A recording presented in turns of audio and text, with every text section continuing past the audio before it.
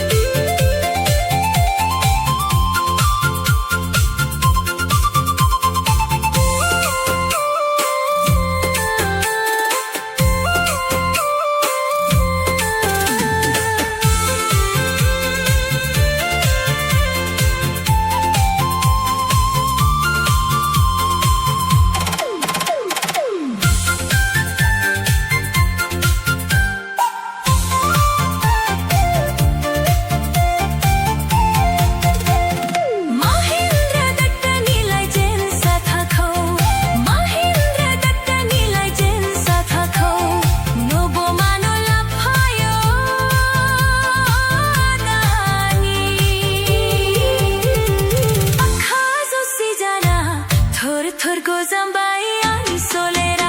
आदा आनी देहाया आदा आनी सोलेरा जुब जुब अखाजो दाखा दाखा जमेजो जुब जुब अखाजो